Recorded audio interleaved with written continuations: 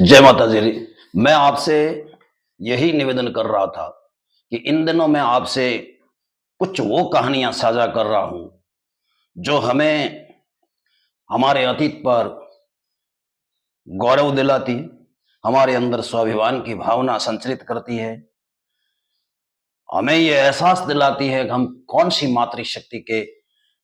मातृशक्ति की संतान है, कौन सी मातृशक्ति का रक्त हमारी रगों में प्रवाहित हो रहा है और हम वर्तमान में किस दिशा की ओर जा रहे हैं, हमारी युवा पीढ़ी किस दिशा की ओर जा रही है।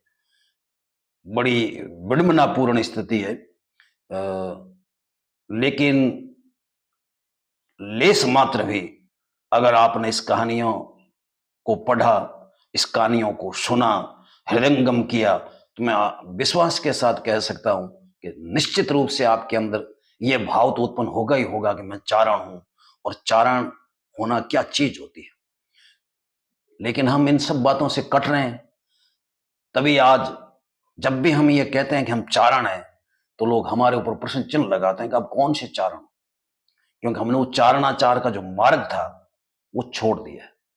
तो मित्रों, हम सभी का ये नैतिक कर्तव्य बनता है कि हम हमारी युवा पीढ़ी को ज्यादा नहीं तो कुछ ना कुछ तो उस मार्ग से परिचित करवाएं कि चारण का मार्ग कौन सा होता है, वो कौन से मार्ग पर चले।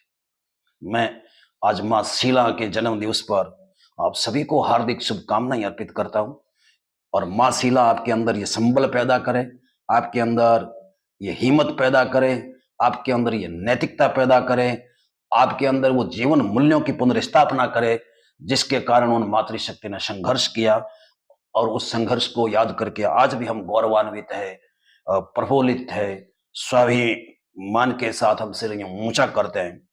तो मैं वो कहानी बिना किसी भूमिका के आपके साथ साझा कर रहा हूं। कहानी का शीर्षक है इनसे तो देव ही डरते हैं, फिर झिणकली गांव की शीला माऊ। सम्मान व सत्य के प्रति आग्रही जितने चारण रहे हैं उतने अन्य कम ही रहे हैं। जब जब इनके सामने सत्य व सम्मान रक्षण का संकट आसन हुआ तब तब इन्होंने निसंकोच उनकी रक्षा अपने प्राण अर्पण में संकोच नहीं किया। चारणों ने सदैव अपने हृदय में इस दृढ़ धारणा को धारित किया कि सत्य सार्वभौमिक, शाश्वत एवं अटल होता है। यही कारण था कि इन्होंने कभी भी सत्य के समक्ष असत्य को नहीं स्वीकारा। यही नहीं, इन्होंने तो सदैव लोकमानस को यह प्रेरणा दी कि प्राणादपि प्रत्ययो रक्षित्व, यानी प्राण देकर भी विश्वास बनाए रखना चाहिए। ऐसी एक नहीं अनेक घटनाएं हमारी समृद्ध श्रुति परंपरा में अवस्थित है जिनको सुनकर हमारी आस्था उन महामानव व मनस्विनी महिलाओं के प्रति हिलोरे लेने लगती है। हमारे मनो मस्तिष्क में यह प्रश्न तो उठना स्वाभाविक है कि उनके त्याग, जीवन मूल्यों के प्रति समर्पण, सैद्धांतिक प्रतिबद्धता आदि का मूल्यांकन समग्र समाज के समक्ष नहीं आ पाने के क्या कारण रहे होंगे। हमारी उदासीनता, संवेदनहीनता या तत्कालीन परिस्थितियों का स्वाभाविक दबाव, खैर कारण जो भी रहा हो, लेकिन लोक वंदनीय है जिसने अपने जीवा के कोषागार में ऐसी कई घटनाओं को इतिहास संचित कर रखा है। ऐसी ही एक घटना है झिणकली की शीला माऊ की। झिणकली चारणों का पुराना शासन है। दूसरी जी बीठू की वंश परंपरा में नैतसी बीठू हुए और उनकी जोगराज जी बीठू। दुर्योग से जोगराज जी की पहली पत्नी की असामयिक मृत्यु हो जाने से गृहस्थी की गाड़ी अकेले जोगराज जी से चलनी मुश्किल हो गई। कहावत है कि हाथ से हाथ नहीं कटता। ऐसे में भाडली के भाटी रुगजी की धर्मपत्नी, जो कि जोगराज जी को अपना पिता तुल्य मानती थी, ने अपने पति रुगजी से कहा कि चाहे किसी भी प्रकार हो लेकिन बादशाह का पुनर्विवाह करवाया जाए। पत्नी के उस स्त्रिया हट के आगे हार कर रुगजी भाटी ने कोडा गांव के रत्नु शंकरदान जी साहिब दानोद की पुत्री शीला का स्वयं मांगना, यानी पिता से कन्या मांगना करके जोगराज जी की शादी करवाई। भंवरदान जी बीठू झिणकली लिखते हैं कि धन धन रतनु माड़ धर, धन धन कोडा गाम, धन धन शंकर धीवड़ी नवखंड राख्यो नाम। शंकरदान जी ने शीला को रुगजी के खोले डाल दी। जैसी कि उन दिनों परंपरा थी। दोनों का वर्षों सुखद दाम्पत्य जीवन रहा, लेकिन एक दिन दुर्योग से जोगराज जी काल कवलित हो गए। शीला माऊ के समक्ष परिवार की सभी जिम्मेदारियां आ पड़ी। पति के देहांत के कुछ महीनों बाद पत्नी को अपने पीहर गोडो वालन खूणो छोड़न यानी शोक संवेदना हेतु जाने की एक रीत थी। क्योंकि शीला रुगजी के खोले थी तो भाटी आए शीला को भाड़ली ले गए। इधर ऐसा योग बना कि अंग्रेजी सरकार ने देशी रियासतों को आदेश दिया कि वे अपने अपने सीमांकन को दुरुस्त करें। अतः अंग्रेजी सरकार के आदेशों की पालना में जैसलमेर और मारवाड़ की सीमाएं दोबारा तय होने के लिए नपने लगी। जैसलमेर की तरफ से खावड़ की सीमा नापने का जिम्मा यहां के हाकिम जॉर्जी पुरोहित और मुहता मूलचंद के पास था। इनका मुकाम लखा गांव की गड्डी में था। लखा, नीमली, भाडली, झिंझणियाली और कोहरो गांव में खोखर राजपूत बसते थे। क्योंकि ये कोई जागीरदार नहीं थे बल्कि सामान्य राजपूत थे, इसलिए कोहरो और लखा के कोहर झिणकली के चारणों की जमीन हासिल से जोतते थे। ये जो जमीन जोतते थे वो उपजाऊ जमीन थी जो ढाकनिया खड़ीन के नाम से प्रसिद्ध थी। खोखरों का मन बदल गया। इन्होंने विचार बनाया कि ऐसी उपजाऊ तथा महत्वपूर्ण जमीन किसी भी प्रकार चारणों से छीन ली जाए। छीन ले, कौन मना करे उनको। अतः उन खोखरों ने जैसलमेर के हाकिम को कहा कि पहले जमीन इधर से मापी जाए, क्योंकि चारण हैं तो मारवाड़ के निवासी परंतु अरुढ़ जमीन जैसलमेर की भी दबे बैठे हैं। यह सुनकर हाकिम ने आदेश दिया कि जमीन ढाकनिया खड़ीन की तरफ से मापी जाए। ये बात जब झिणकली पहुंची तो वहां के मौजी चारण भी वहां पहुंचे तथा अपनी कदीमी सीमा बताकर सही सीमांकन का निवेदन किया। उन्होंने कहा, ढाकनिया में जैसलमेर की इंच भर भी जमीन नहीं है। यह सुनकर खोखरों ने कहा, हम जैसलमेर के रहने वाले हैं, लेकिन ये खड़ीन हम वर्षों से करते हैं। ये बात आप सभी चारण जानते हैं। तब चारणों ने कहा कि अरे गुण चोरों, एक तो हमने हमारी जमीन तुम्हें जोतने दी, हासिल जितना दिया उतना ले लिया, अब एहसान मानना तो दूर, उल्टे हमारी जमीन हथियाना चाहते हो। लेकिन खोखर माने नहीं, फिर भी विवाद बढ़ता चला गया।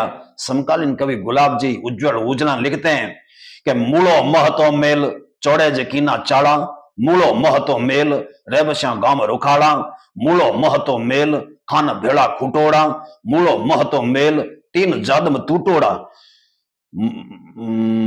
एतरी फौज लिया अवस नसते दरह नाररी, रण बीच गाच फौजा रमे वही बात हुंकाररी। पूर्ण विरोध के बाद भी जब जमीन नपने लगी तब चारणों ने एकत्रित होकर विचार किया कि हमारे पास अत्याचार का प्रतिकार करने के एकमात्र उपाय है जमर करना या तेलिया करना। लेकिन जमर करेगा कौन? आखिर ये तय हुआ कि एक बार शीला माऊ से सलाह ले ली जाए कि इस संबंध में हमें क्या करना चाहिए। वो जैसा कहेगी हम वैसा करेंगे, क्योंकि वो समझदार, ठोस विचारों वाली तथा हिम्मत वाली महिला है। ऐसे में शीला माऊ को भाडली से लाने हेतु उनके पुत्र सारंगधर जी को भेजा गया। सारंगधर जी ने जाकर अपनी मां से कहा, माऊ, इस तरह जमीन नप रही है, हमारा खड़ीन ढाकनिया पर विवाद बढ़ गया है, चारण तेलिया आदि की तैयारी कर रहे हैं। उन्होंने सोचा कि आप समझदार हैं, ऐसे में हमें क्या करना चाहिए, इसलिए आपको वो बुलाया है। ये सुनते ही शीला माऊ के सिर के बाल चटट करते खड़े हो गए, आंखें लाल चुट हो गई। वे बोली कि इसमें सलाह व सोचने की क्या आवश्यकता है डीकरा, स्वर्गवास एक तुम्हारे पिता का हुआ है, लेकिन मैं तो अभी जिंदा हूं ना, जमीन के लिए तो जमर मैं करूंगी। अनूपदान जी बीठू लिखते हैं कि जमी काज वाद जड़नो जरूर कियो काला का रूप धारण करूर। इतना कहकर उन्होंने अपने बेटे से कहा, हाल डीकरा। शीला का ऐसा विकराल रूप देखकर भाटियों की सवारियों ने उनसे कहा, भाई साहब आप ऐसे मत जाओ, रुकजी ठाकर गामंत्र यानी अन्यत्र गए हुए हैं, उन्हें आने दो, फिर वो भी आपके साथ चलेंगे। यह सुनकर शीला माऊ ने कहा कि नहीं वाला, अब तो मैं यहां एक पल भी नहीं रख सकती, मुझे किसी के साथ की आवश्यकता नहीं है, मुझे 9 लाख का निमंत्रण आ गया है, इस बात को आप समझो। इतना कहकर वो अपने पुत्र के साथ रवाना हो गए।